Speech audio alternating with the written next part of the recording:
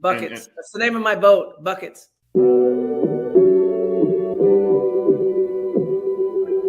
Buckets. What we get. Not the only transfer we got from Florida. Keith Stone, too. Remember that. Everybody who watches his show on a regular basis knows my love of the stretch four. You know, we all make mistakes. He might have made one going to It's Tallahassee. mercy if y'all don't know. Dribble to the left, cross over to the right. Hurricane to the game, many buckets for the night. Matt with the pick and roll, Melissa with the give and go. This Shelly, you hoodie girl dunking in the hole. Check the scoreboard, this what we fall for. Beat the gameplay, they want an encore. Yeah, overtime for another round. It's buckets out the buckets, baby. You out of time. It's buckets. What it is, homie, it's buckets. Woo! We get buckets. Yeah, baby, buckets.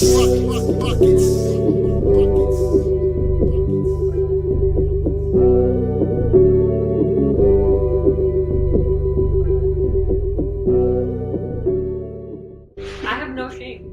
I know. That's the problem. You guys are awesome.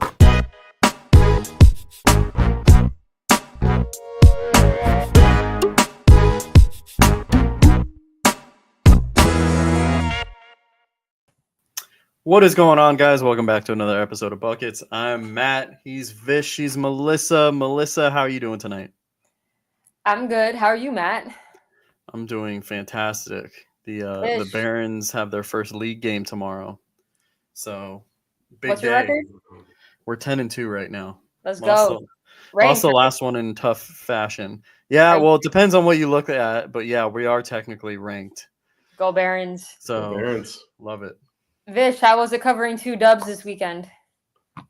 I mean, I was very ill, so I powered through it. But I mean, it's one of the last. For once, it wasn't the basketball making me ill, so that was nice.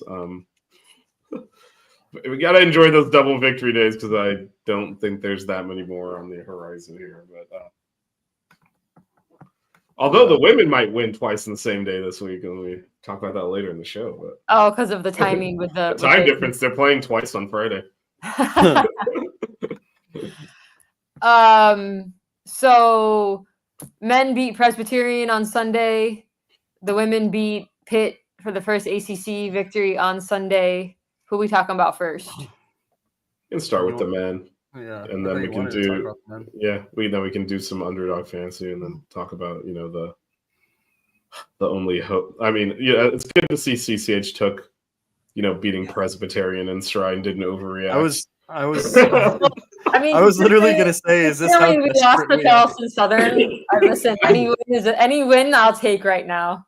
Look, we've now lost 17-21 games, so yes, we'll take we ended any win. a 7-game skip. However, this is getting a little carried away. What's up, Terrence? What's up, Bill? We're not going to read Terrence's chicken comment as Terrence had some Chick-fil-A today. So did I, actually. He has let us down. He's let everyone down. Terrence, my guy. He's like Popeye's connoisseur, and yet he did that. Of course, shout out to Bill. I mean, I'm not even. He is very confident. So this is really he's weird. got more confidence than the three of us combined. Well, I'll say this. Yes, the next game is against Mount St. Mary's, which Melissa and I will be at on Saturday. Sure. Then you're talking about winning a couple of road ACC games. My guy.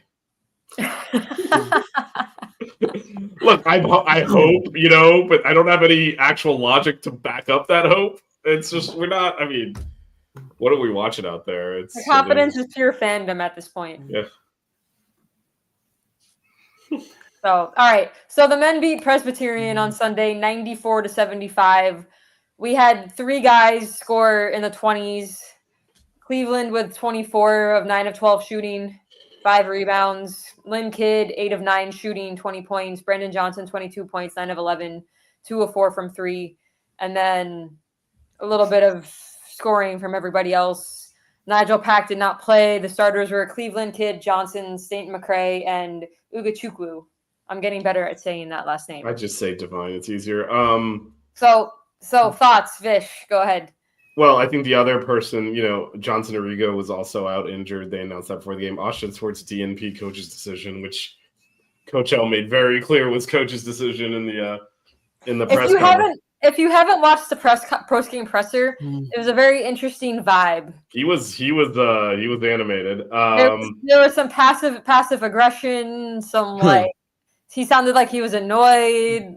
It was interesting. Yeah, I guess we can pick at that a little bit. He did say Nigel's out, and you got to ask Nigel when he's coming back. So I don't know what that means. He did say he's going to keep rolling the same starting lineup out for the next few games. And then he was, as we alluded to, very adamant that there was absolutely nothing wrong with Austin Swartz, and it was a coach's decision. And I'm paraphrasing, but said, "I'm the coach. I decide who plays, and I decide he doesn't play." So I don't know because he played. I mean, the game before that was the game we got blown out by Tennessee, but he played most of that game. So it was kind of a bizarre going from that to DNP. But I mean, what we saw, Melissa, which you alluded to, is the front court did all the work, right? It was the 3, 4, 5 positions, basically scored all the points. It was the highest. Despite what Twitter says, Divine was not the most valuable player of the game. I mean, I think even they're not going that far. They're attributing stuff to him that didn't actually happen, which is kind of ridiculous. But no, the story was those 3 guys basically would they miss a combined 4 shots. I know you have the stats up in front of you. Yeah. Cleveland was 9 of 12. Kidd was 8 of 9. Johnson was 9 of 11. Yeah, 5 shots combined. There's a reason why if you look at the plus minus, they had the highest box plus minus out of. The reason why they played 33, 36, and 35 minutes. And that was what we were trying. Coming into the year, we talked about change of style and playing more through the post. That's what we envisioned, right? Pounding it inside and playing off of that. I thought Lynn Kidd had one of his best games in terms of being able to find guys, when the double came and getting it out before he turned it over. At least from what I saw, he had 6 assists. Yeah, he led the team in assists, but also he made a lot of good passes to Brandon Johnson. I was going to say I liked their little 2-man game they had down low. The two of them worked really. It's the best I've seen them play together this year. Yeah, and I mean that was really, and then Matthew had especially in the second half, but really came alive. And I think the space that was getting opened up because they were focused on Kidd and Johnson down low allowed him to slash and get his his mid range going, which is his best part of his game. So I really liked his shot selection. Yeah, no, definitely. There wasn't a time where I was like, "Why'd you take that shot?" I mean, he had no turnovers. Like I said, 24 points, 5 rebounds, and assists. No turnovers. 5 minutes. I thought his movement without the ball to get open, his shot selection, the times where he chose the mid range pull up versus going in for a lay in. I thought he was the best player on the floor, in my opinion.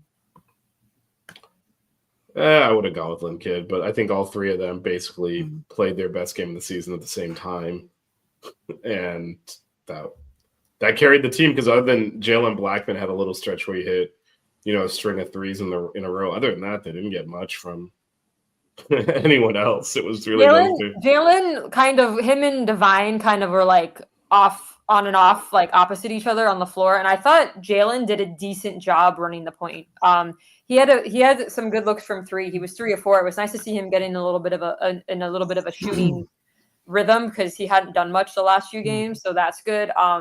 I'll say it. I think I said it in our chat when I watched the game today. I was like, I would take him at this point as our starter with Nigel out.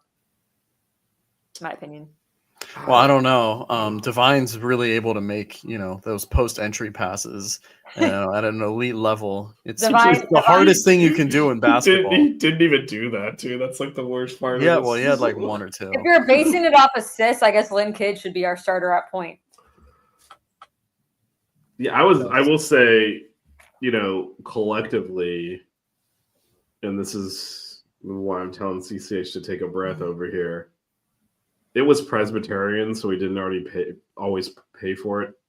Our guards are so terrible defensively. Yep. The closing out on 3-point shooters is horrendous. Well, you have to be somewhat near the shooter to close out. They're so lost. The other thing too, it's not even like soft closeouts on threes too. It's they close out on the wrong shoulder and like basically give up drives over the top, right? So drives going to the middle over the free throw line where it hurts your defense because everyone collapses, right? So Right. now you can, make anything happen, dish it out, and it's really hard to recover from that defensively. And I mean, there was at least like 3 or 4 times that happened. I was sending screenshots to the guys today, and like not to just pick on Divine because he looks lost on defense, but like there was one point towards the beginning of the game where I was like, could Blackman be any slower closing out on a 3-point shooter? Well, I think it's all, it's some of the stuff we've talked about, the lack of court time with these lineups, and not being comfortable. And then they don't trust each other at all. So what I saw a lot of is, one of the guards would screw up his coverage, then the other one would cheat over to try and help, and then just no one's covered at that point. It's just there's no trust either. I don't think they necessarily are comfortable that they're even in the right place. It's a lot of looking around.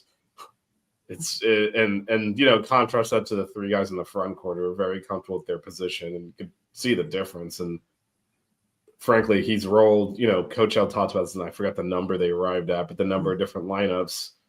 A lot. Yeah, I don't think any of these, whoever we put at the 1 and 2, does not appear to know how to play defense, and that's a big problem. Can we discuss? Was it Matt that brought this up in the chat about the hedge? Oh yeah, no, I don't understand. Like, because obviously we're a team that likes to hard hedge. To me, I don't understand it like doing it at the top of the key, just because like you just leave yourself on an island. Like, there's so much that can go wrong, once that first cut happens after, on the ball screen. And like, it just, you never get a steal or deflection out of it, very rarely. So I don't understand why we still do it. And Lynn Kidd is mobile, but he's not quick enough to recover, I mean, that's not just Norchad was, but it's still not great. Yeah, and like you'll give up like an open 3, and then like they also have position to get an offensive rebound because he's running into the lane. So, behind dude on offense. So I just don't get it. But a few times Cleveland has ended up on that guy in the post because he comes over to help. Yeah. So.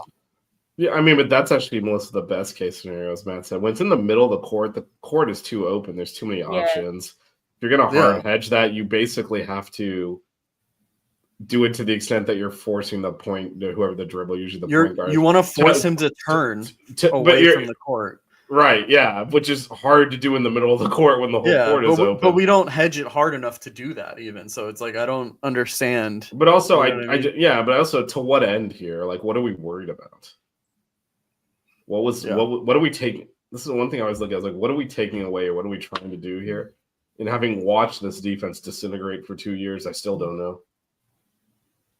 Our defense wasn't that great on the Final Four run either. We just had really potent scorers. Yeah, but we had guys that rotated better. We don't have that at all. Like Jordan Miller covered up so many blemishes defensively because of his activity and his ability to help the helper. We don't have that right now. We have a guy that could create really good offense, and we saw it in a few shots when on the limited minutes he had, but he's still only playing like 10 minutes a game. So, for those that don't know, she's talking about Jaleel Bethea. Yeah. It's so frustrating. And he played 11 minutes. He was 2 of 5, made 3 free throws, 7 points. There are times where, and Jack McClinton said it on the broadcast too. Like, I would like to see Jaleel be more aggressive, but like. He had that one little dribble mid-range floater fadeaway shot that he made that like literally no one else can make that, and had some really good drives to the basket. But there's a few times where you could tell that he hesitated and then he just passed and didn't take the shot. I really wish he could get more than 11 minutes. Like the game was, I mean, we were up like 17-18 with like 4 minutes to go. Like we left the starters in, which I guess is fine if he's going to roll with that lineup, get them more minutes together. But I don't understand why we don't give him more minutes. It doesn't make sense. Either. I mean, he talked about it in the press conference, how he's motivating or whatever he said. And I don't know. I don't know what the end game is there. I think, they're just not. I guess the playing time does not appear to be correlated to performance, because it's not that Jaleel is playing he's not even really playing well, right? I mean, he's showing flashes, but the amount of leeway it seems that everyone else on the team gets compared to him. Like, for example, if he had a 2-play sequence like Divine did where he dribbled the ball off the court and got stolen, and then the next time caused a 10-second violation, he would be on the bench the rest of the game. And why that is, I mean, only Coach L knows. Yeah. Because again, we talked about, like, I don't know, like, I have not, I think out of the three of us, I've been like not as high on Austin Schwartz as the two of you, but I have no idea what he did to earn a DNP all of a sudden. Like, he played hard against Tennessee, had some reasonable plays. He's a freshman, he's learning. To go from like that to just he's not playing. Maybe he did something in practice, maybe it was like disciplinary. We don't know, right? They're not going to come out flatly and be like, these are the things I'm looking at that's causing me to do this. But it does appear that there's stuff not in the 40 minutes during the games that is impacting playing time as well. Because some players really get away with a lot of, frankly, dumb plays, bad shots, missed assignments on defense. And Jaleel, there's a lot of missed assignments on defense. And Jaleel, it's not just one player. Yeah, no, and Jaleel obviously does not. And then again, Austin Schwartz seemed to, get a lot of leeway in playing time, and then all of a sudden he doesn't play at all. So he's doing something there. I just don't know what it is. It doesn't mean it's wrong either. I mean, it's not gonna sit there and explain it to us, but he's clearly, I'm assuming he's communicating to the players. So. But yeah, I don't know. If you're looking at the performance on the court and trying to align it to playing time, it's not going to line up. It doesn't make sense. Because that also extends to the amount that the season that rotations didn't make sense. So yeah, but he at the time he's like, I'm figuring my lineup's how you expect this to normalize, and it sort of has. I mean, our 3 front court players are playing a ton now. Joe Bay's minutes finally went down a bit, which 7. Right, he had been playing a lot more than that. So. Yeah. But McCray, Johnson, Kidd, and Cleveland all played 30 plus. Yeah, McCray's another one who I don't think warrants that much playing time. So I don't know. I think with Nigel out, 25. Right, but I guess why did so I agree there's more minutes there. Why did Austin Schwartz get 0 of them? Why did Jaleel only get 11? Yeah, why 30 plus go to State McCray? That's like, again. Yeah. Coach Ells isn't an idiot. Like, I know he's got a rationale for it, but it is not, unless he's like totally watching a different game than all of us. It's not, well, in the 40 minutes on the court, this is what they're doing, and that's why they're getting the playing time. It's obviously like probably stuff in practice and other things that are driving the playing time as much as performance in game. Yeah. I will keep calling for more Jaleel Bethea minutes. Okay, apparently it's Bethea, not Bethea. Also. I mean, at this point, he's on the bench anyway, so. Yeah. And I mean, we've been talking about this a lot. Like, we have one more non-conference game, and then. I mean, we played 11 games, and we're still like. Well, but this is the thing, right? Especially with Jaleel. Like, I mean, I'll tell you one way or another, he's not going to be here next year. So, what was all this for? Yep. I mean, and you're 4-7. Like, yeah, it's not like we're trying to like. It's not like we're Yeah, Isaiah Wong is not keeping him out of the lineup here. Yeah, right? It's just like, and so yeah. I mean, he's clearly like. I mean, we might have damaged his draft stock to the point that he has to play another year, but it won't be here. The last mock draft I saw, he was in the 2nd round. Yeah, he's not going to be here that he's playing that year, though. The last one I saw didn't even have him on it. I mean, how could you draft him? He has no film. Yeah. It makes no sense to me. Well, so I mean, he's basically... It makes no sense because people I've talked to about it are like, oh, well, he hasn't played that well. And I'm like, compared to who? I mean, look at the games we've lost. But also, you played well. But also, how are you supposed to play well if like you make 1 or 2 mistakes and then you're just out? Like you have no opportunity. I mean, it's not, and it's. I mean, like Vish was saying too, there's no like rhyme or reason, and when you compare him to like the other freshmen, that it looks like they get away with more in a way, Yeah, I mean, you might as well. I don't understand Terrence saying we should get him up to at least 25 minutes a game. Nigel's out. Like, he can't play still. Like, he didn't play a lot in the game where Nigel was out and we DNP'd Austin Schwartz also. If we would have gotten into this year and I told you Divine was averaging more minutes than Jaleel, you would have looked at me like I was crazy. Well, the first question, depending on when in the before the year is who's Divine? Because he only showed up on the roster and like. So question one would be like, Divine what? Who is that? If after the preseason game we played, I told you that Divine would be averaging more minutes than Jaleel, you would have looked at me like I was crazy. I mean, it's still crazy. It is. I mean, Jaleel's basically, he's going to leave. There's no way he's sticking around for year 2 of this. No. So what did we do with this, like, highest rated recruit in school history? And what does it show other recruits? Well, he made him sit behind State and McRae and Jalen Blackman and Divine Ogachukwu and Austin Schwartz and then play a few minutes here and there and then he transfers out. Like, what? I kept going back to this, what is the goal here with this kid who, coming into the year, we thought he'd go to the draft. We've destroyed his draft stock, so we just can't really do that anymore. But coming into the year, we were talking about when coach was going to start him. At what point? Right, but I guess coming into the year, you kind of knew. Coach should have known this. You have a 1-year plan with this guy, right? And so what is the 1-year plan? And it could not have been this. Third of the way through the season, and he's getting a handful of minutes against Presbyterian. It's crazy. Bro, anyone starts watching this show now, they're going to think the Canes lost. We're talking about a win, but we have barely anything good to say. Well, no, I mean, look, the question, the 3 guys in the front court who we knew coming into the year, there were 5 guys we felt should have gotten most of the minutes, and that was the 3 guys who put on an all-time performance and actually Johnson, Cleveland. Yeah, and we did set the school record for field goal percentage in that game because of those 3. And then Nigel and Jaleel were the other 2. And if you would actually spend time cultivating that lineup, we probably wouldn't be 4-7, and we'd be in better shape to tackle ACC play. But instead of doing that, it's been yo-yoing players in and out. It's been 400 different lineups, or whatever we talked about.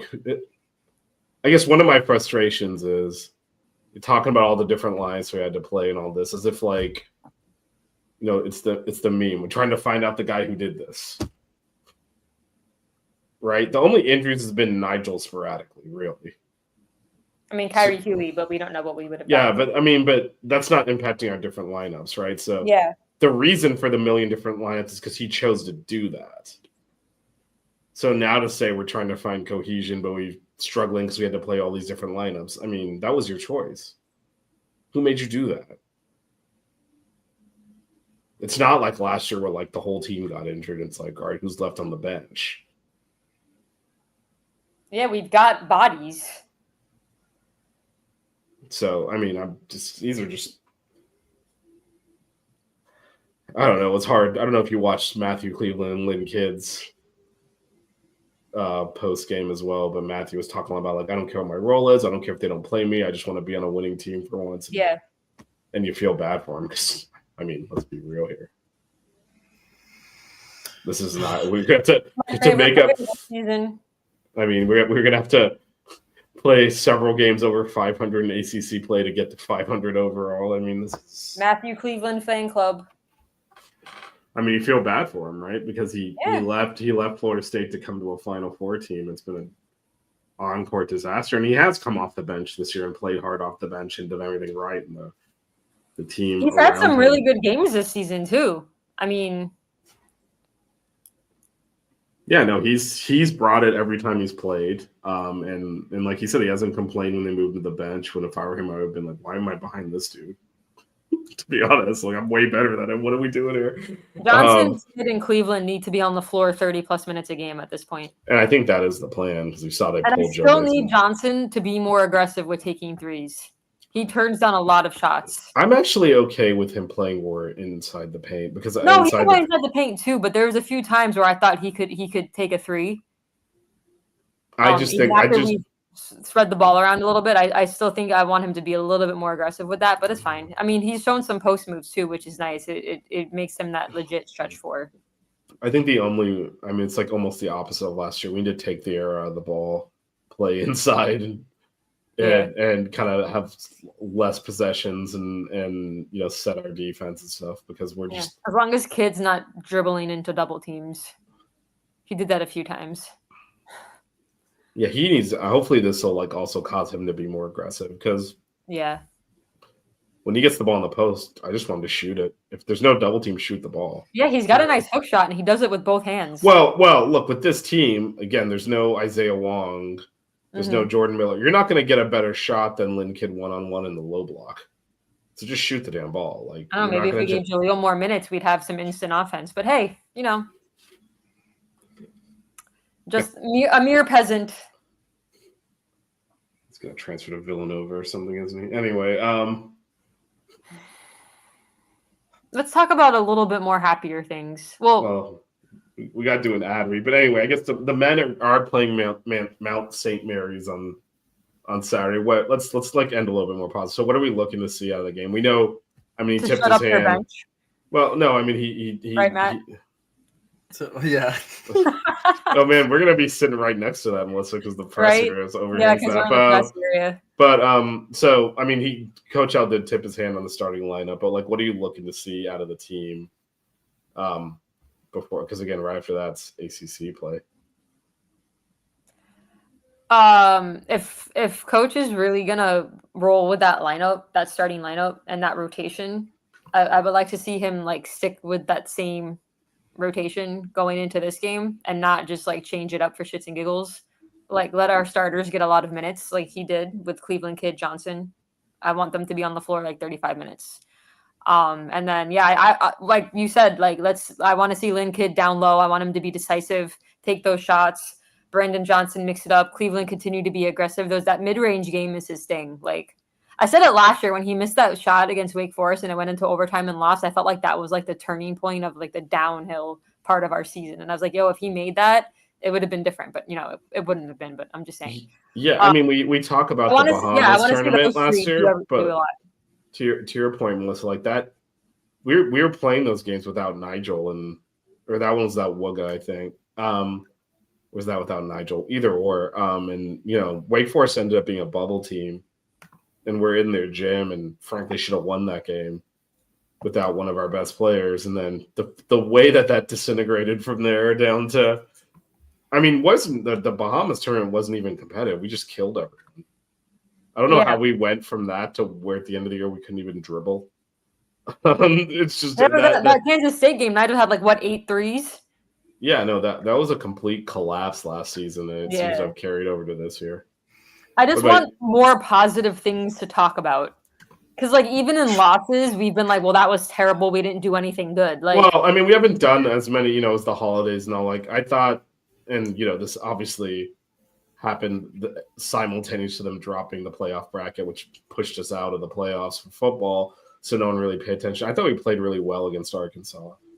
We controlled most of that game, and then, they hit some tough shots at the end, and again, I'm not sure Joe Bay should have been on the court towards the end there. I thought that hurt us because he gave up some offensive boards on shots they're missing. But I thought that was we wouldn't be 4-7 if we played like that every game. Clemson was a slog offensively for both teams. Nightmare. Yeah, but I thought the Arkansas game we did play reasonably. Tennessee worked us over. It's the number one team in the country. Yeah, but it was. That game was they flipped a switch and that was just done. We weren't competitive there. Which again, if we thought we were a borderline bubble team, or we know we're not now, obviously, but coming into the year, teams shouldn't be able to just I think we'll kill you now, and then you just get blown out, which is what Tennessee did to us.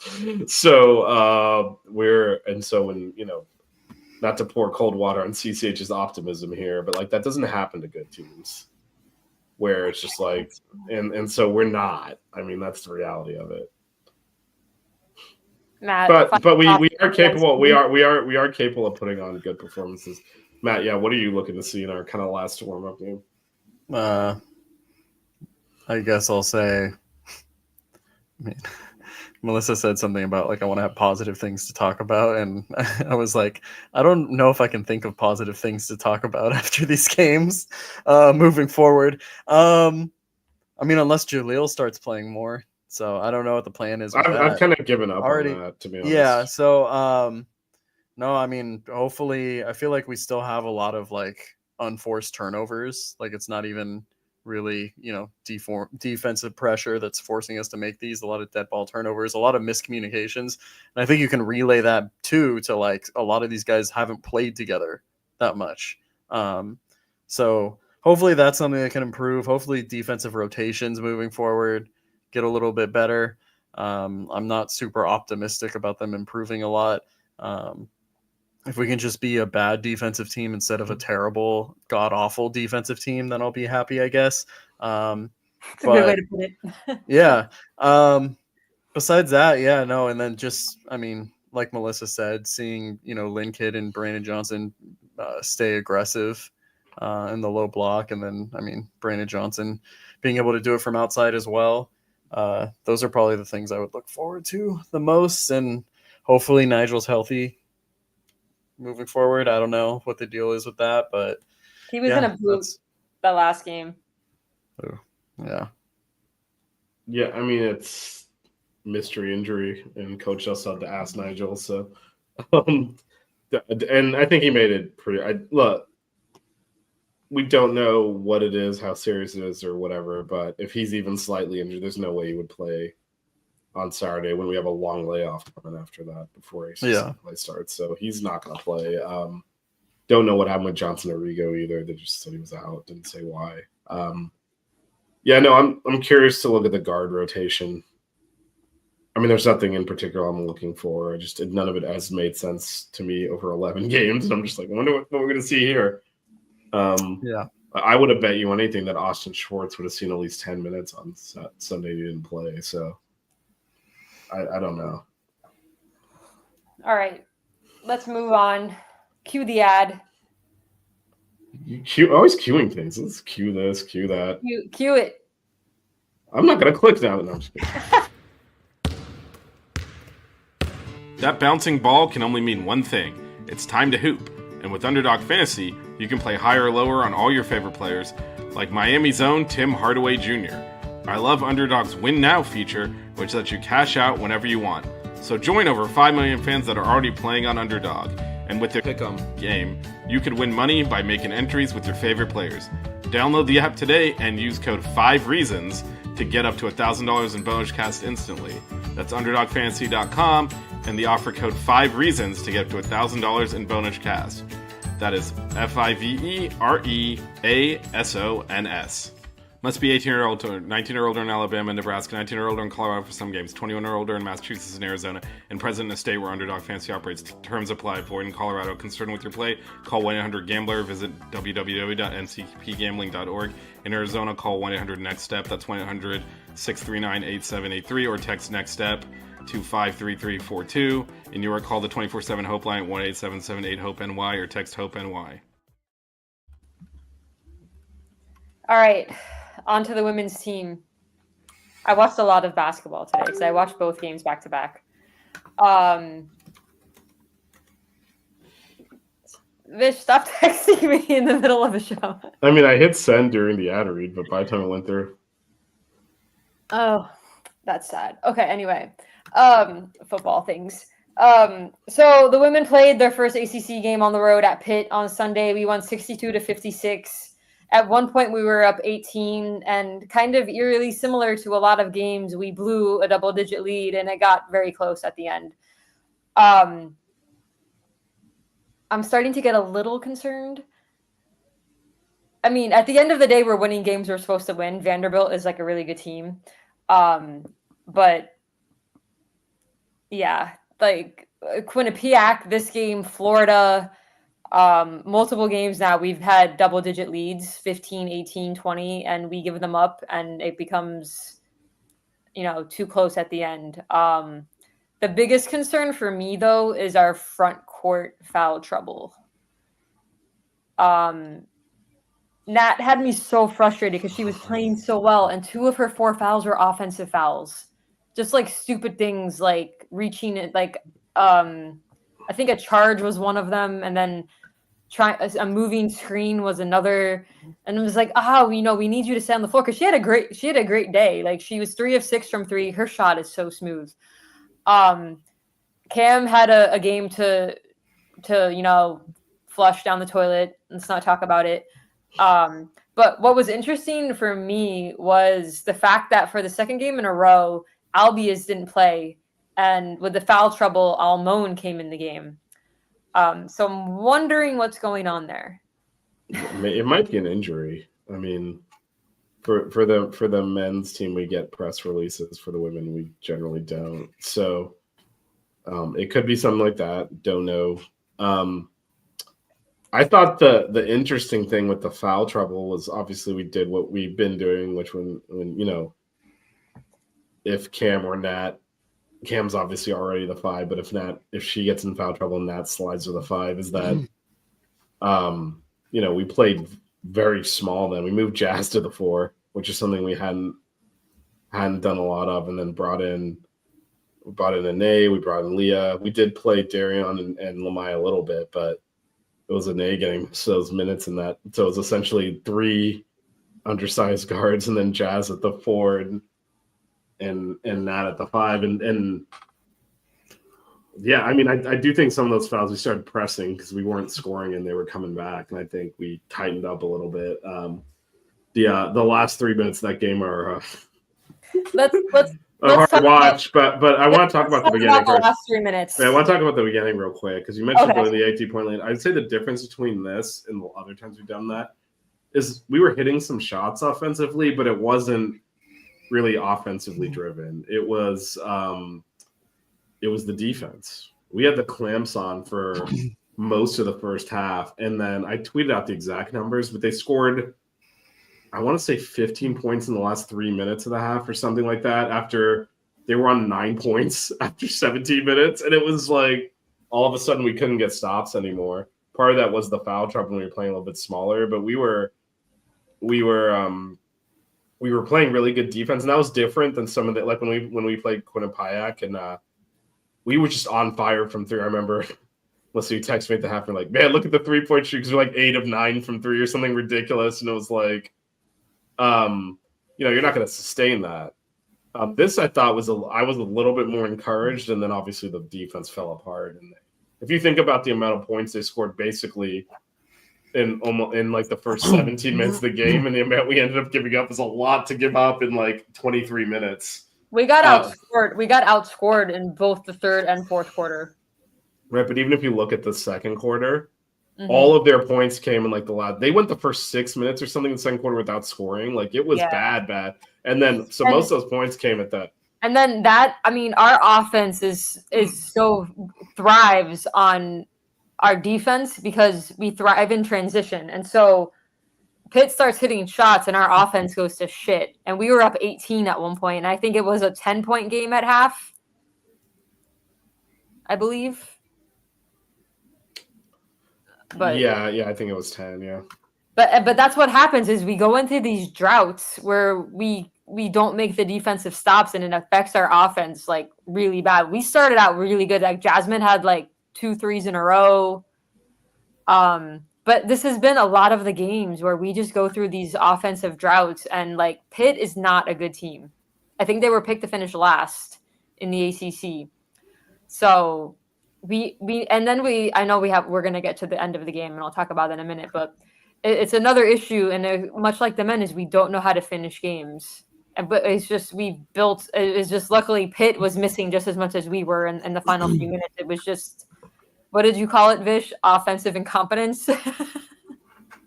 Yeah, I mean, a lot of these possessions, no one was even getting a shot. It was bad basketball. This was our last 3 minutes, actually, because I rewatched the game today, and then I went back and rewatched the last 3 minutes again. So it was 59-55 Canes with 3 minutes to go. All right, so we had the ball with 3 minutes to go, up 4. All right. With 25 left on the shot clock, we miss a 3-pointer. All right. And then Pitt does whatever they miss. Still 59-55. With 2.5 minutes to go, another missed 3 with 7 to go on the shot clock. So at least we passed the ball around, whatever. 1:39 to go, a missed mid-range jumper with 17 left on the shot clock. Mind you, we're up 4. So why are we shooting with 17 on the shot clock? All right. 1:05 to go after Pitt misses again, a travel. After a timeout, 27 seconds to go, another turnover. What are we doing? Yeah, I mean, Why are we shooting threes with 25 seconds left to go? Why are we taking shots at 17 seconds? Unless it's a wide open layup, why are we shooting? Why are we taking these?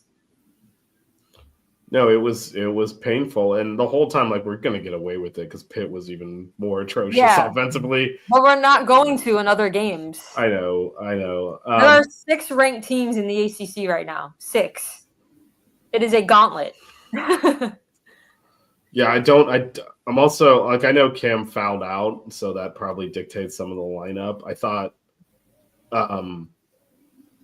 especially offensively, it might have been better to get some more size on the court just to spread them out a little bit because they were really playing more. And that's why I think Anae's the one who traveled, I believe, because, like, she ran into, like, bigger bodies. And well, their leading scorer, Phi is how they pronounced it. She had 15 points in the second half, and a lot of that was because Cam was in foul trouble the entire time. Yeah, but just to the point I made earlier, it was 27-9 Canes when they scored to get their 11 point with 3:30 left in the first half. They then had 22 points at the halftime. We just completely collapsed defensively. And then that carried forward. If you look at the point totals, like, you know, you don't, if you give up, look at the third quarter, right? 22-point quarters. 22. Yeah, 22-point quarters. That's 88 points a game. That's really bad defense. And then you look at the second quarter too. Yeah, they scored 16 points. They scored 13 of those points in the last 3 minutes. I also want to point out that's a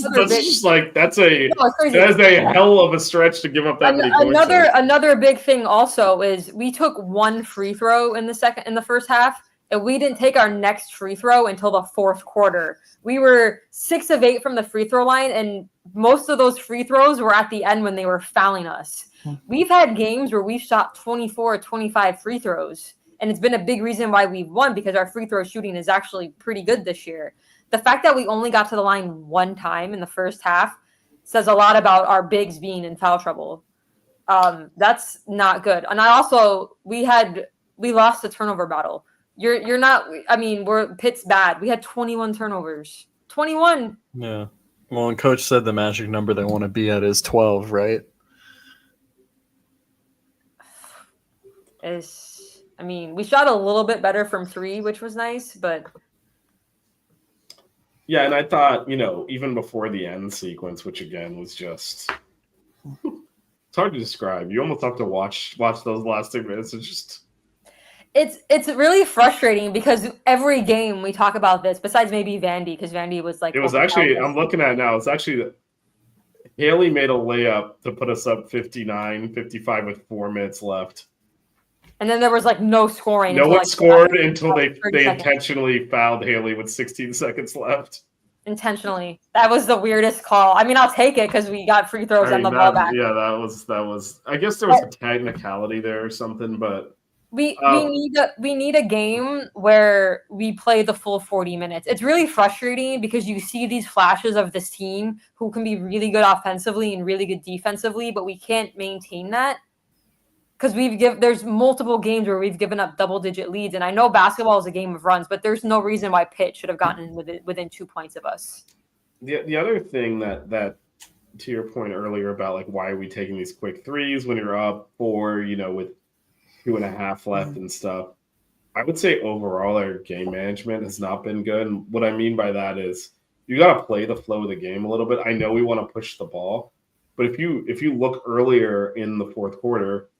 Nat had hit another 3. We were up 8. Jazz steals the ball, and then we tried to push it in transition, wasn't there.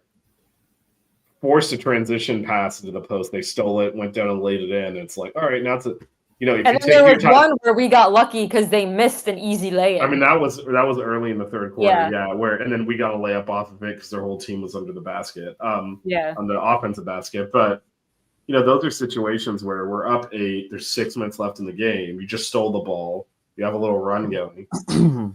Work the clock. Get a good look. Push the lead out, or at the very least, make sure you can set your defense. Like that's not the time you want to push it, unless it's like a 2-on-1 or something clear, which it wasn't.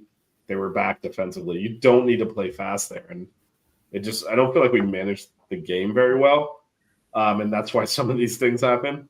Yeah, I do want to commend Nat though. I know she had like 2 offensive fouls, which drives me nuts. But she played like the last 4 or 5 minutes with 4 fouls, and I thought she played really good defense and did not foul out.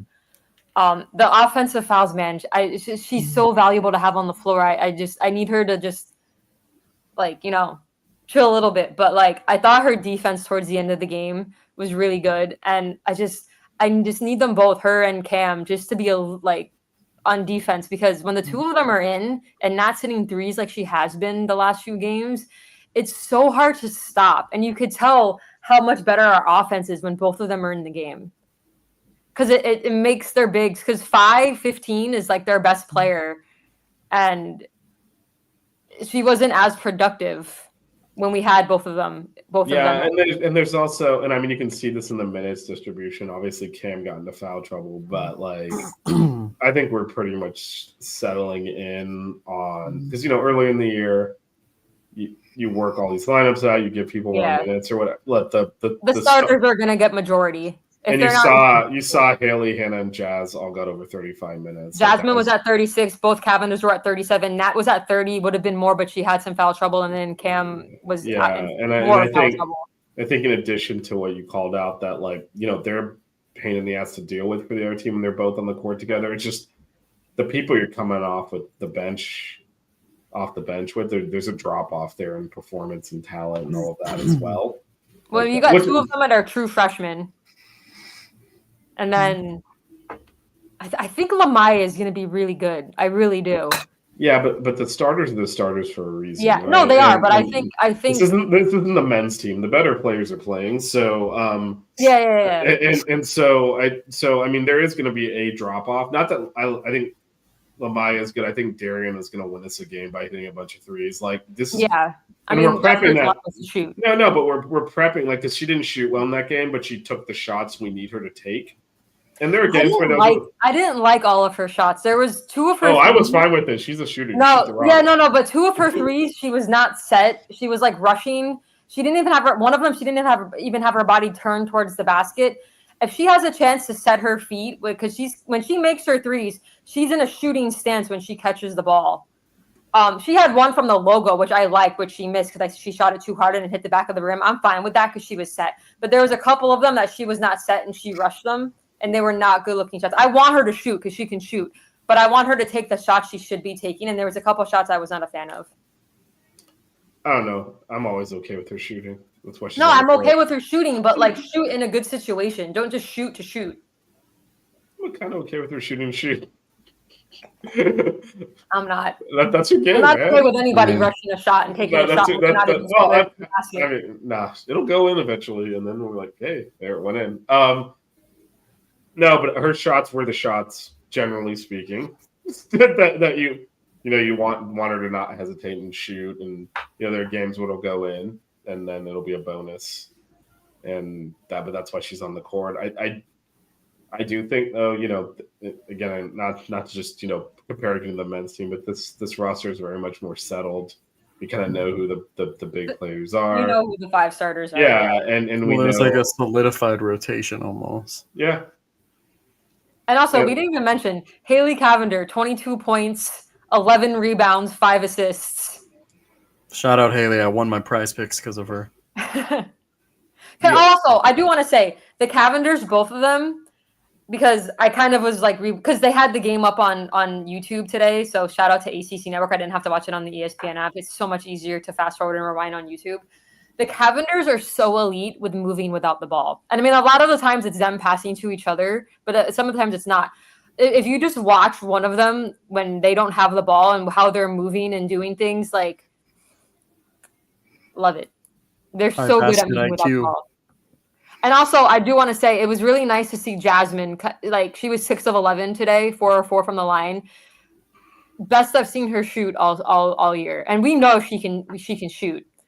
But like for her to have those 2 threes fall early, I was like, heck yeah, this is going to be her game. And she had 19 points. So it was nice to see some shots fall for her because she hasn't really had like the best stat line, but what she does, like her rebounding and her defense, like again. Well, I think the one thing that since she's taller,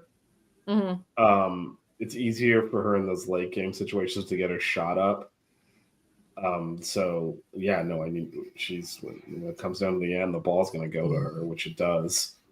Now this time it didn't. We already gone over how we tried to execute down the stretch, but theoretically it should go to her.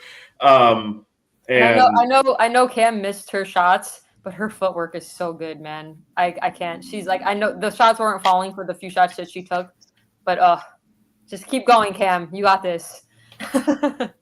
Yeah, and one of the other things though, Haley and Hannah, we are super reliant on their rebounding. They go snatch. They get after it. Yeah, well, I mean, they clear the defensive boards for us as much, if not more so. Yeah, Haley had 11, Hannah had 5.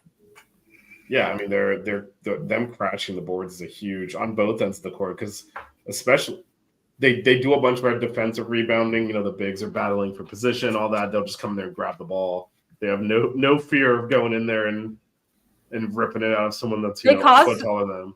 They caused a few tie-ups, like a few a game at least.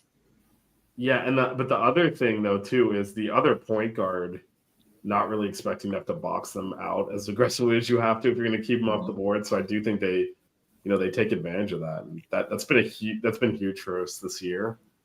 And yeah, it's something we're going to need because we're actually it's gone from like man, it's cool they're going in there and grind boards. So like, yeah, we need them to go in there and grab boards. And they're such elite passers. They're such elite passers too. Well, it helps when your guards and your point guards grab the board because then you already have the ball in the ball handler. Because they're pushing it, yeah. But when they set that offense, they always got Hannah at the top of the key. Well, Hannah's the point guard. Yeah. But like, they're such good passers, and again, their movement without the great ball. court vision. It's just multiple times a game, one of them's getting a layup off of a pass from the other. Like that twin magic is legit. But yeah, and court vision too. It's just sometimes I'm just like pass. You're waiting too long, but I thought that was better this game for the most part. Yeah, I mean they played well, Jazz played well, Nat played well, and that carried the team. Yeah, Cam didn't have a great game, but it's okay because the others did have good games. But we need Nat and Cam on the court, like that. Those 5, that starting 5, that's how we're gonna win games. But I need Nat to keep shooting like she's shooting. Her 3-point shots looking real nice the last few games. Yeah, we didn't get much from anyone else. No, well, we got a bucket from Aurora, and that's it. Outside those 4, and honestly, that bucket from Aurora was really good off-ball movement by her to get that lay-in.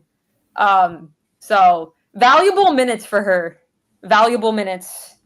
She kind of got abused on the other end because Pitt's best player was their post, and I mean, she tried to stand her ground, but I mean, that girl's good, so. It is what it is. But yeah, if Cam wasn't in foul trouble, those 5 are playing most. I mean, the last game Cam played 37 minutes. I mean, yeah. So luckily for us, we had some other players step up because Cam wasn't having her best game, but not worried about Cam. I need us to play more consistently, and that's what I'm a little bit worried about. When we get these double-digit leads and then we give them up, I mean, it's not going to be so easy against better ACC teams. So I need us to have some more consistency, but we'll see. A win's a win. First ACC win for Coach Cullup and staff, so that's exciting. And now they're in Hawaii, and I'm very jealous of all their Instagram posts. Well, hopefully they're getting some court time in too. We need to win these games. Yeah. I was trying to segue into the Maui Invitational. I think Vish understood that. I think. Yes. No, I got that. Oh, God. Matt, did you see any of the women's game or no? No, I didn't watch any. I only watch. Usually I prioritize the women's game over the men's, but just because of all the stuff on Twitter, I prioritize the men over the women just this once. Matt, for the record, Matt is having a lot of fun watching the women's team this year. Oh yeah, no, they run offense. Like, yeah. Is Nay still your favorite player? She's a dog. If I have to pick a favorite player, yeah, it's probably a Nay. He never stipulated she was his favorite player. Just that I assumed because he talks about her the most. Yeah, I'd say a Nay. I would say our entire women's team would kill you. Like, I mean, they're all like that. There's none of this like I'm backing out of this thing. I mean, my favorite players are going to be the ones that come on the show. But I am partial to a stretch 4. I would say Hannah too. That was a stretch 5. She was a stretch 5 a lot of the game today. But as we know, listen, you keep saying today because you watched it today. That was like 3 days ago or whatever. My love of the stretch 4 is very real. So if you were asking me to pick his favorite player, I may be a little bit biased right now. But Matt, everyone knows because he says it on the regular that Anae's a dog. So I'd say Hannah too because I feel like she's always like overlooked. Like people don't, really like realize how much she does. I mean, just with the court vision. I mean, realize her rebounding. Yeah, but like I mean, other people. So she's kind of like the QB1 of the offense. Yeah. So Vish, you got to pick somebody now since me and Matt. I mean, it's Jasmine. Everyone knows that. Yeah. I still remember 2 years ago when she bullied Villanova and that they had like the best player in the country. She dominated her and won the. People remember Destiny shooting us into the Sweet 16. They don't remember Jasmine carrying us into the lead. Saving the game against Villanova. Well, after they called a BS flagrant foul, she sort of punched that girl. But come on, man. And also, I got a soft spot for shooter. Being the only player to bust into our live chat. I mean, come on now. That's pretty legit. I got a soft spot for shooters though too, and like the way Darion just lets it fly. That's what I'm saying, man. Let it fly. Fucking let it fly. The only time I get mad is when she has to. Honestly, I understand like the being set, but like to me as like a shooter, a good shot is when I shoot the ball. Like that's what I'm saying. See, Matt gets it. Let it fly, dog. No, because I'll tell you why. It's not that you're wrong, Melissa. Like, yes, you should face the basket. However, for someone like that who's like that's what they're doing. If they start thinking, it's bad. They just need to shoot the rock. Once they start hesitating, camera's the basket. She was like this, and she goes like that, like set. When she set, I said it on the show. She catches the ball already set to shoot. I don't want her thinking about am I set? No. Yeah, but she's facing this way. Come on now. Good shooters practice shooting that without their feet set. So. Well, you know what? I need her to go Ray Allen and practice that shit so she can hit those types of shots in important games like Game 6. I need her not hesitating, and I need her to just shoot. Yeah, as soon as you pass half court, just fucking you catch it and shoot it. I'm completely okay with that shot from the logo because she was set. I thought it was going in. It hit off. I am okay with any non-2-pointer she shoots. I got annoyed when she. Don't shoot mid-range. I don't want to see her. I don't want to see her in the low post. There was like one game that I saw her down there, and it was it wasn't. What game did we go to, Melissa? Like, God, it's all running together now. But the game that we went to, she kept missing twos and making twos. It's like she cannot shoot twos. Stop shooting. It was the game after Bethune. Yeah, she missed the layup, dragging down the field goal. She missed the layup, and I'm like, that's because she needs to be shooting threes. Like that is her. So, all right. So Maui, we got 2 games on Friday. Yeah. So the Maui Invitational, they're actually in Hawaii now. Beautiful views from their Instagram. So. On December 19th, Miami plays Nevada, and then on the 20th, but it's kind of like the same day here, they play Oregon State. So Western Kentucky is also in this, but we're not playing them. So our first matchup is Nevada. Nevada is 5-5. They have losses to Oregon, Colorado, Weber State, Central Michigan, Portland, and Pepperdine. Pepperdine? In OT. And Shout then out they Allie have wins Steadman, against Bushnell, UC Santa Barbara, Morgan State, Southern Utah, and Cal State East Bay.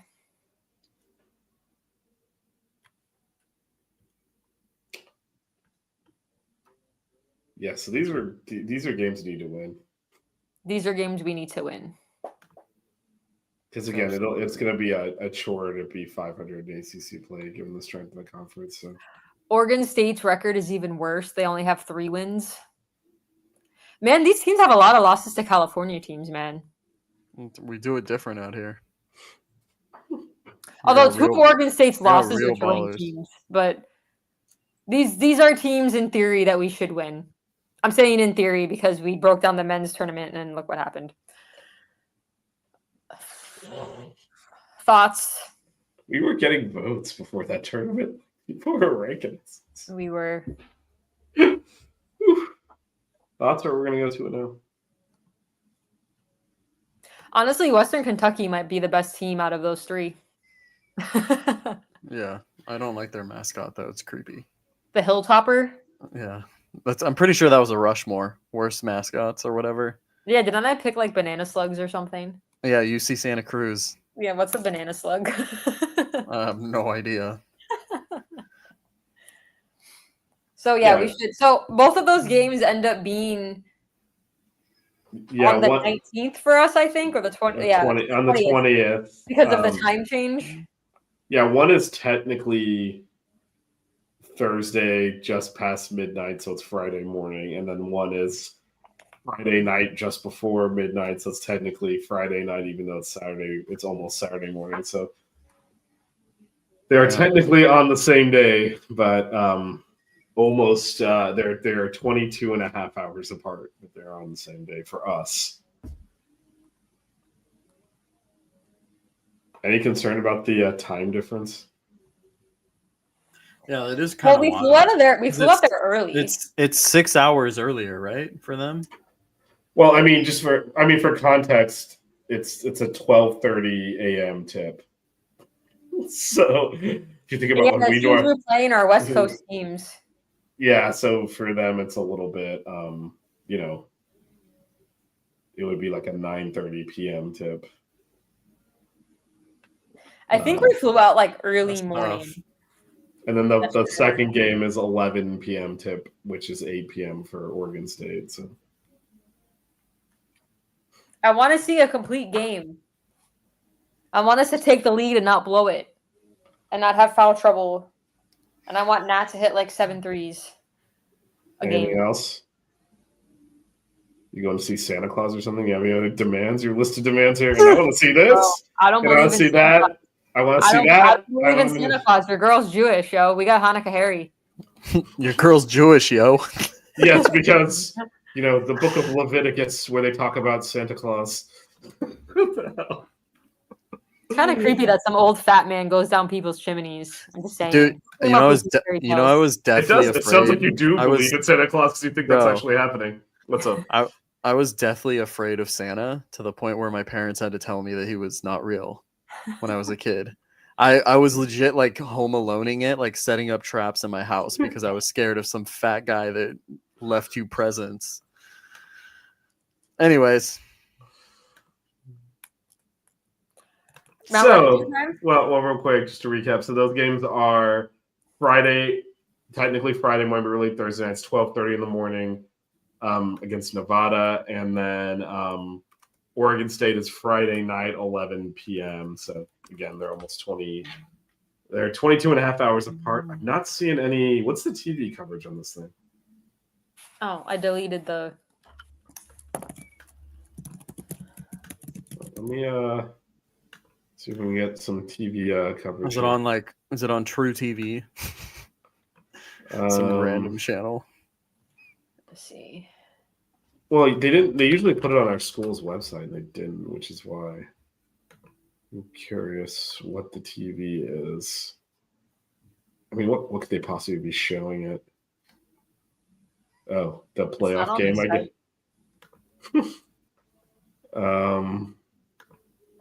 This thing is televised, right?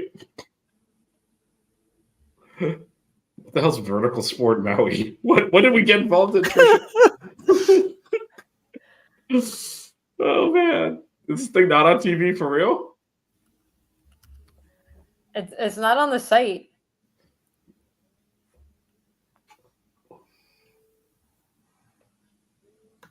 It's not on the the school did the press release. It didn't say TV. Oh, what is going? Is this seriously not televised?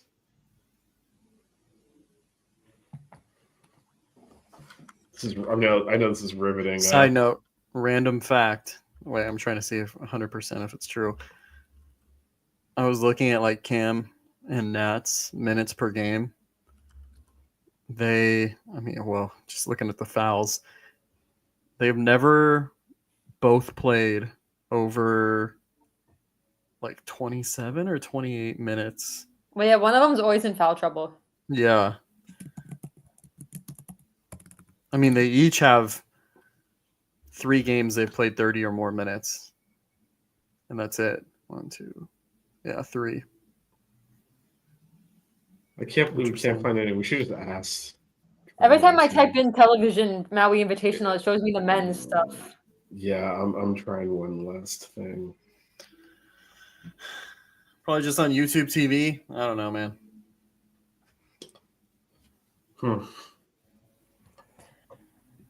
If we find it, we'll post it on our Twitter page. Buckets Is underscore. it on does this Pac-12 network still exist? Well, the men's Maui one was on ESPN, but that was, 12 teams. So. Well, it's also like I said, there's a playoff football game on Friday, so I don't think it's going to be against that. Damn. Can't find it. This is ridiculous. Maui Classic ran into Seabury Hall, whatever that is. Oh. Man, tickets were free. Yeah, it's not even like when I type in schedule, it's not even posting like the TV.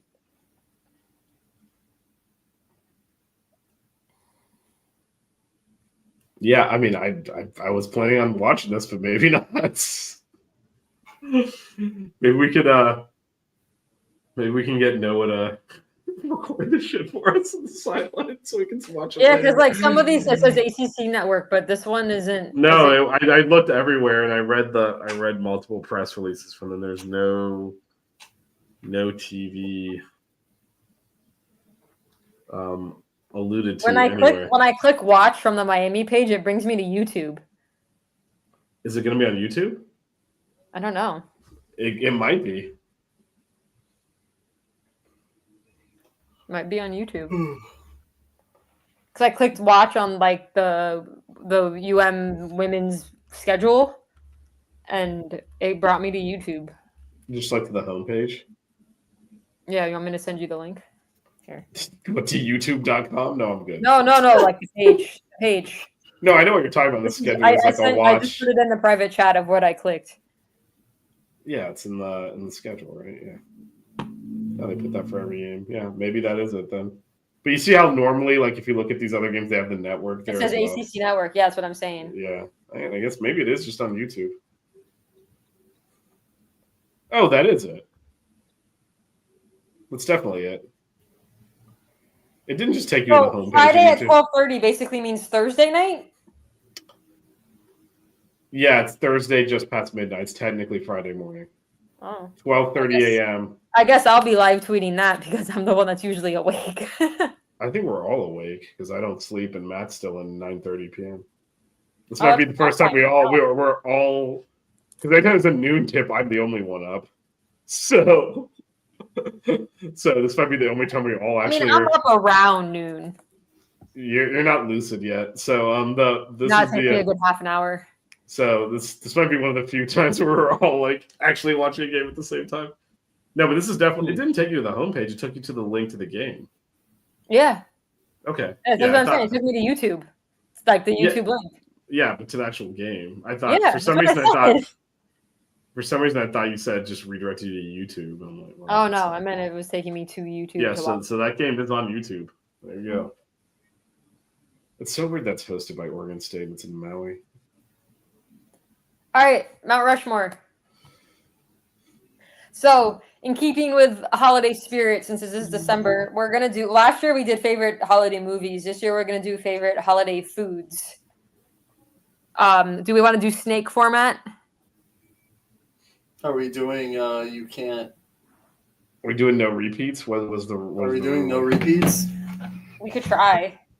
Okay. This isn't like a Tyler Hansborough situation where I was like, he has to be on my list. So, and is it just like December holiday foods, or is it just holiday foods from any holiday, or are we limited it to Christmas and Hanukkah? Yeah, anything holiday. Anything, any holiday foods? Yeah, we're not. Sure. We're not discriminatory. Awesome. All right. So, who wants to go first, Matt or Vish? I'll go first. So, because I like to go second. So, with my first pick, I got to go with the thing that I eat on Christmas Eve and Christmas every year.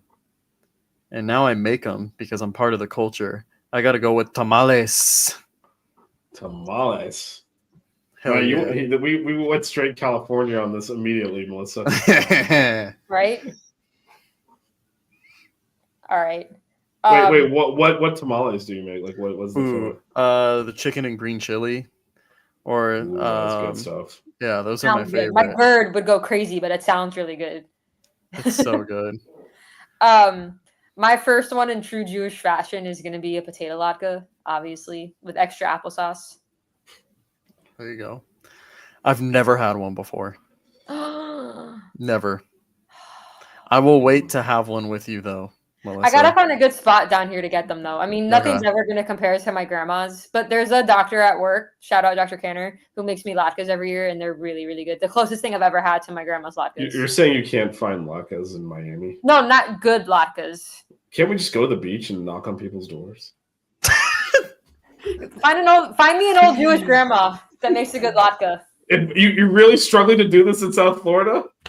Well, I'm not gonna go knock on somebody's door. I'm saying restaurant-wise, I haven't found like the best latke. I mean, I found okay ones, but again, I grew up. My grandma was really good with Jewish foods. So, anyway, your turn, Vish.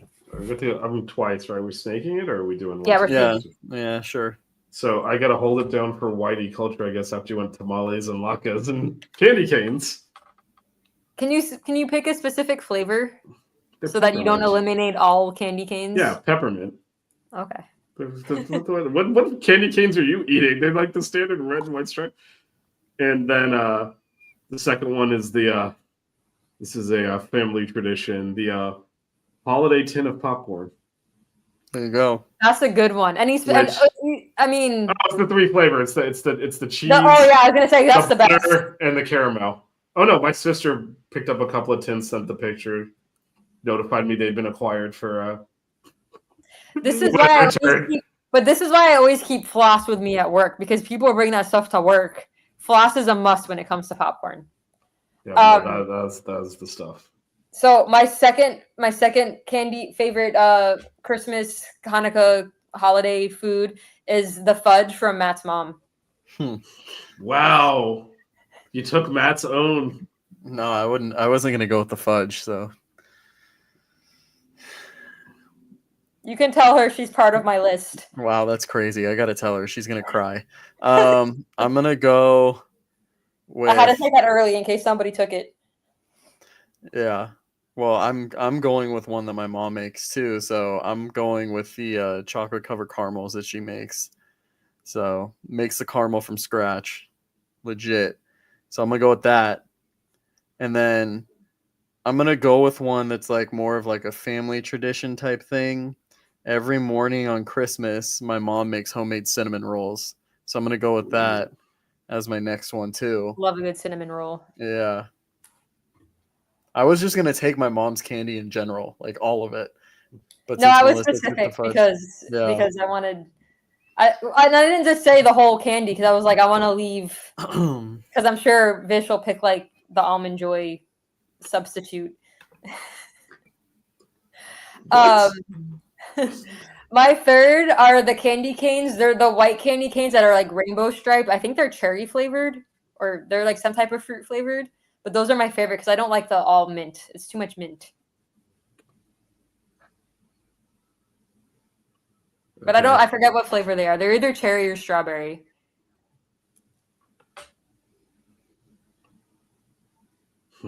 Thinking what? Dang, I might end with all of the stuff my mom bakes. Damn. So Vish, you got two. yeah, I know. I'm not gonna do that, even though it is Christmassy. So for Thanksgiving, I usually do pumpkin pie and pecan pie, and then for Christmas, we do apple. So apple pie. Love a good apple pie. Do you put ice cream on top of it? Yeah, Bluebell homemade vanilla. Come on, man. Ooh, Bluebell's elite. Warm up the pie and then the ice cream on top. Yeah. What else? What else would you do? I don't know. People get lazy and don't want to warm it up, and then it's just cold pie and ice cream. And I'm like, the warmth of the pie makes the ice. It's just that's how you eat apple pie. Yeah. Actually, my niece is going to help me plan the menu this time for Christmas. We'll see how that goes. Cook early. I can come by before work. I'll bring some by your work if it's you're gonna do it. The cafeteria does not open at night on Christmas, so I have to bring my own food. Oh, I'll bring you food. Seriously, it'll be fresh. I'm down. All right, I will drop it at the hospital. Let's go. Okay, so I'm making mac and cheese for sure, but we'll see what else is on the menu. But that's not really my food. Can I put that on my list? Can you do what? I was like, is mac and cheese considered holiday food? Can I put that on my list? That doesn't count. But why not? That's Thanksgiving food, but holiday should be a little bit. No, I got you. I gotta go. I have one more Jew food I'm gonna go with anyway. So Jew food. God, thank God I showed up, because otherwise, like the traditional, I'm the one who tamales. I am the one who helped win the war on Christmas out of the three of us, which is unbelievable when you look at the screen here. Dude, tamales are like huge. That's huge for Christmas. I'm talking about. I'm not suggesting both of your things are huge for Christmas. That's not what I'm saying. Well, because for Christmas, we would eat them. This is before I even became part of the culture. Mr. Bridges, just I'm not gonna pick lechon, even though everyone in Miami eats it. Right? It is holiday food, but it's not. I'm speaking to the vast majority of white America here, in that we picked latkes, we picked tamales. And I picked candy canes and apple pie. Well, you know what? They should culture themselves. I am holding it down. The Jewish community would appreciate my love of latkes and applesauce. Oh, I know they would. That's not what I'm saying. What I'm saying is I have held down the traditional white holiday values today, which is... I've held down the traditional Jewish values today. Yes, you have. I'm not disputing that. And Matt's got the Californians untapped, tamales. Yes, I'm just saying you don't see the irony. Well, yes, because you're not white. That's what I said. If you look at the screen and had to pick one, it would be me. Let's see. I still owe one, right? You got one more. People have tuned out from this show already. They're like, "What is going on?" Let's see. My oh man. So there's stuff we do that all right. I'll just go with. No, I don't want to do that because it's not good. What's something good? God, so much alcohol. Should we just go eggnog? Eggnog's good. I'm not a fan of eggnog, actually. So we do eggnog. My sister makes coquito too, so it's her one Latina thing, even though she's not Latina, but her name's Dominguez. So she got to contribute something. So yeah, I'll go eggnog. Good one. All right. I have a few that I'm considering for my last.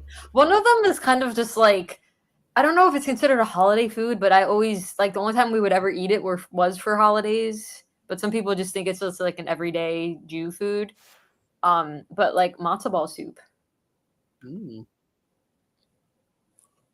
I mean, I eat it like regularly anyway when I go to Roasters and Toasters. But like anytime I'd go to my grandparents for any Jewish holiday, we always had matzo ball soup. That was always the appetizer. So no one makes them as good as my grandma did, though. She spoiled me with food, man. Nothing comes close to any of the Jew food that she used to make. The Jew food. Shout out to my grandma. So is it my last one? Yep. It is. We can always Alright. do honorable mentions if you got multiples. But yeah, this is your last So official. I decided to just go all in since Vish was saying something about me picking tamales. I'm gonna pick buñuelos, which they're like little buñuelos. How do you I'm spell probably that? butchering the fuck out of it. No, it's buñuelos, right? Yeah, no, Yeah. You got it. Yeah. Okay. Can you Buñuelos. how to spell it in the private chat? Yeah, I don't have the accent mark, but Yeah, it's the ends and it's like that. I think it's like that. Is that right, Vish? I don't know. I did it quick. Anyways, Yeah, but I think like, it's an enye, right? yeah. Yeah.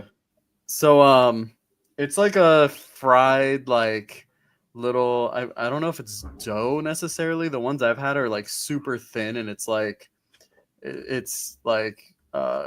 cinnamon, sugar, sometimes sweetened with like honey. But Monica's cousin's mom makes like really good ones every year, so we're getting to that time where we get to place an order and get some from her. So I that one came to me. That one's honestly like top tier now for sure. But I was gonna say I have an annual tradition of eating a random food every year on Christmas, and I was gonna include it, but you know I didn't want to make Vish too upset. Do you want to know what that food was? A few honorable mentions. Just to be clear, Do you want to know what that food is? Since I am being impugned as if like you're watching our basketball team and you're on Twitter. That's how off you are right now. But all I was saying is it's ironic that the brown person was like the one with the most white America experience compared to the two of you. That's all I was saying. It was not judging your. This is a multicultural society. We should have a bunch of different stuff. It was not judging that. Multicultural show, though. No, I know that's what the irony was. Okay, out of a hat, if you said who would have the most traditional, you wouldn't have picked me. I would have. That's all I'm saying now. It depends on what you consider traditional, though, because the foods that I picked, some of them are traditional Jewish foods. So your guys are picking Christmas foods. I'm picking Hanukkah foods. Well, Matt picked Mexican American Christmas food. Yeah, that was my point. You picked Jewish American holiday food. That was my point. You want to know what my other one was? Generic whitey. Let's do honorable mentions. Yeah. One of my honorable mentions was gonna be. You're gonna think this is that I'm trolling. That like I'm not being for real. I'm just saying it to say it. Nachos. Gotta have my chos. My Christmas chos, baby. Okay, what goes on the Christmas show? Oh, it's just like you got this saying cho now. Oh, it's the holiday season. It's the holiday season. You know, olive branch. Season, gotta embrace it. Olive branch. I'm almost on vacation. Can that be in the 2-minute edit of you saying cho? Not anymore, Ken. I'm not taking orders from you. I said, can they? I asked you if they could be. It wasn't an order. It was a legit question. When a dictator asks if you can do something, then that's really an order. So that's how you interpreted it. But I was genuinely asking. But anyway, go. What's on the Christmas tray? Oh well, last year, so Monica's dad had extra of the chicken and green chili, so I put that on top of some, and then some of the salsa he made too. So it was Matt, are you a fan of the lime flavored chip? Like the lime Tostitos, like with the hint of lime? I've never had those before, but I'd probably love them because I love when you can taste the lime and stuff. There's these. Have you seen those? Oh, really? Those, you know, those chips from. Have you seen the ones from Trader Joe's that they're like Takis, but they're the Trader Joe's? No, they're like rolled chips. You've never seen them before? I've never been in a Trader Joe's. Oh, really? I live like across the street from one almost, but I never go in there. It's always packed. Yeah, you can't park in that parking lot. I You could know what? actually probably walk there, honestly. I don't think you should be walking over. No, Walking you down can't. US 1, no. You gotta But go. You gotta go blocks though, right? It's when I was working as a nurse from 7P to 7A, I'm like, oh, I should go to Trader Joe's right after work because they open at 8, so I could be there right at the beginning. But I never did that. And I now can't add a photo. I have to actually like copy or paste the link. Oops. put it in the WhatsApp. Oh, that's true. But I already found it on my. Can I do my honorable mentions? Yeah, go ahead. So I tried to keep my foods more towards like the December time. But I will say I'm a big fan of matzah. Like Passover is like my favorite Jewish holiday because of matzah. And I didn't say this, but honorable mention to Chinese food, because growing up we had Chinese food every Christmas because it's the only place that's open. So shout out to all the Chinese food places that are open on Christmas. You fed me every year of my childhood on Christmas Day. You know, it's not. There you That's something that's changed over time, right? Because now, like, there's a bunch of shit open. When I was growing up, it was just Chinese. No, I food know, but places, that and did used to be the case. Like there'd be like just the Chinese place. Now we like, would it's meet like- my grandparents for Chinese food, and then we would go to the movies after. And then when I got older, we'd go for Chinese food, and then me and my mom would go to the casino. But now I work, so there you go. So those were my two honorable So mentions. the other thing we do, but they're not very. I mean, they're standard. So I'd want to put them on the Mount Rushmore. Is we always do like the sugar cookies, and the kids can like put frosting on them and shit. So Yeah, I was gonna put those too, but I was like, they're not really. I mean, they're substance. We got a list. there we go. Can you read off my list? How do you say the last one? Oh, I think you got it. No, I don't. My Espanol is not good. Remember when we were talking about Jaime Jaquez and she said Jacquees? I told I you did- my Espanol is not good. I don't understand. You lived in Miami. Jamie So- Jacquees. Not only do you live in Miami, you deal with like the population at work. So there's definitely like on a daily basis just people coming in that don't speak a word of English, and yet nothing Hey. is so good. But if their gallbladder's having a problem, that's Yeah, your that problem. one- I know the body parts in Spanish. But tell your mom that her fudge was on my list. Okay, I will. Candy's going out soon. Just send me a The way massive thing Melissa of fudge. looked up. Just send me a massive thing of You fudge. forgot, Matt, when Melissa's asleep and we're texting, she does not scroll up, so she missed Oh the yeah, whole. she missed the whole thing. I I don't- confirm. Don't worry, I I included the apartment number this time. confirmed Oh, I the saw it this address. morning. Just reminded you to Oh, include the apartment number. Yeah. No, I didn't. He self-reminded, and he asked if it was the correct Oh. address. And I said, I didn't know who. I wasn't paying attention to who was writing it, but I did see the whole include the apartment number. No, thing. he confirmed that it was still the same address, just with the apartment number this time. And I said, Yeah. Good stuff. There we go. Shout out to Matt's mom for making really, really good fudge. Yeah, I mean, yep. okay, so I should be back in my before it arrives, so I'll be able to taste it before. Last time I took like a bite, left on the counter, came into the show with you, came out of the room, and it was You just should have like just had him send it to me. it looked like a cartoon, you know, where there's like wrappers. It's just like pieces of something was here at one point. Just have him send it to me, and then I would just held on to it for you. I didn't actually care. Like, no, you go to the house. Why can't I go to the house? I don't know. If you were worried about people eating it, I would have held on to it. I'm not going to eat that much chocolate. You know, I anyway. eat like a bird. I don't eat that much, so. Yeah, I'm not going to eat like the amount that Matt sent was like enough to feed an army. Like, I wasn't going to eat that much for myself anyway. Also, we're 11 days away from a day trip to Orlando. 11th win coming. Yes. And then after that, we can book our flights to California. Oh yes, yeah, we are going to. We're gonna go see the women play at Cal and Stanford. There you go. Too bad Matt's team. The Barons are too good. They're gonna. Well, okay, wait. Let's not say anything too. I'm You waiting never for my know. Barons hoodie. I am too. I got my coach's one, but I don't have like the one that's like team issued. Mm-hmm. But it's like a zip up one that we wear like over our polos. But your boy was freezing for like the first like 2 weeks of games because didn't have anything to wear over the polos. So the men play Mount St. Mary's on Saturday At 2 p.m. at 2 p.m. Me and Vish will be there, and then the women are in the Maui Invitational Friday night. Thursday night. It's technically Friday. It's Thursday night at 12:30, and then the next day as well. At 11. Yeah. At 11. And I guess it's going to be on YouTube. It is going to be on YouTube, yeah. I don't know. Maybe Saturday we'll have a late night buckets. Possibly. We'll see. Stay tuned to buckets_canes. Possibly. My flight leaves leaves DC at 7 a.m. on Saturday. We'll see how. Oh, that's true. You might be tired. No, I'll do it. I don't give a shit. We'll see. We'll see. It's semi late night buckets. No, we can. It doesn't matter. When do I sleep? It doesn't fucking matter. All right. Let's move into the final segment. What's that?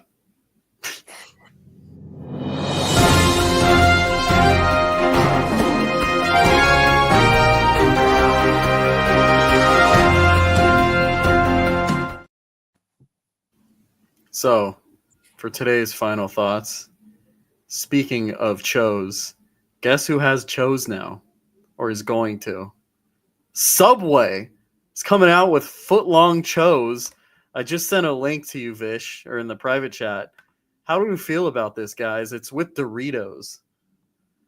So it's what do you call it? Partnership with Doritos. Coming out with the foot-long Chos. I don't know how I feel about. No, this is. Hold on. This is. Look at this. This is an abomination. What is this? Look at this shit. Oh, the link just froze my whole computer. There we go. Like, what do they have as toppings there that you're gonna get on nachos besides like jalapenos and maybe olives? Yeah, I think it's cool that they're using Doritos. That's like a cool change. I wonder if Cool Ranch is an option. They're using Doritos because they have it on the shelf at the store. Like, this is an abomination.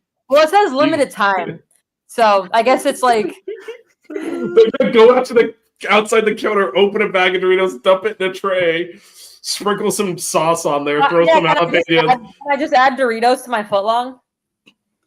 I mean, I've been next to go to a Subway, so I might have to try these. Wait, oh my God, Vish needs to try these for the culture. Oh my God, we need a video. We need to get him to go, and he has to get every single topping that Subway has on it. Bro, I want you to understand something. Like, I do these things for the people, but. That's why you drink all of the bad milkshakes. There's a line. No, I do it, right? I drink the bad milkshakes. I eat the Chick-fil-A sandwich with every sauce on it. I do these things. You enjoyed that, though. You ate the whole thing. But the price I paid, there's a hidden toll here. And Melissa understands Matt, you will in probably 5-ish years. It's a substantial price. I could get the Doritos, whatever they're calling it, and have them load them up and eat them, and it will be funny, and then there'll be pain. Don't want that. No, we'll do it. Oh, okay. You heard I mean, it here first. yeah, no, I'll do it. I mean, this is what I do. We'll plan it. Stay tuned for a video. It is literally in the same like just across the street from Melissa, so it's an easy shoot to do. Are these nationwide? I'm checking to see if these are nationwide or. They better be. I love when Final Thoughts engages conversation. I mean, I'm looking. There's nothing.